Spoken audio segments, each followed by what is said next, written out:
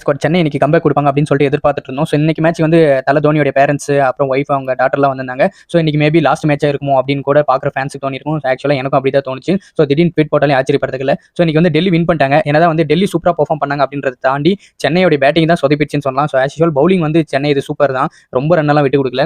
So ஆர்சிபியோட match வந்து 197 அதுவும் அடிக்க வேண்டிய ஸ்கோர் தான். பட் ஆனால் அவங்க அதில் வந்து ட்ரை பண்ணவே இல்லை. ஸோ இந்த மேட்சும் 183 டார்கெட் தான். ஸோ ஈஸியாக வின் பண்ண வேண்டியது தான். நம்ம டீமுக்கு இருக்கிற பெரிய மைனஸ் என்னன்னு பார்த்தீங்கன்னா பவர் பிளேல ரன்னே வர மாட்டேங்குது. ஸோ எல்லா டீமுமே 80-90 அடிக்கிறாங்க. நம்ம டீம் 40-50 ரன்னே தாண்ட மாட்டேங்குது. ஸோ என்ன ஆச்சுன்னே தெரியல. ஸோ இந்த மேட்சை பொறுத்த வரைக்கும் ரொம்ப எக்ஸைட்மெண்ட்டாக அந்த ஃபேன்ஸ் எல்லாம் கிட்டத்தட்ட சொங்கி ஆயிட்டாங்க. ஸோ பிளேயர்ஸும் சரி, அப்புறம் அதை பார்த்த ஆடியன்ஸும் சரி, ஸோ எல்லாருமே தூங்கிட்டு இருந்தாங்கன்னு சொல்லலாம். நம்ம பேட்டிங் அப்படி இருந்தது. ஸோ பேட்டிங்ல வந்து ருத்ராஜ் கெய்க்வாட், சிவம் தூபே, அப்புறம் நம்ம தலை தோனி, இவங்க 3 பேரை தவிர யாருமே அடிக்கிற மாதிரி தெரியல.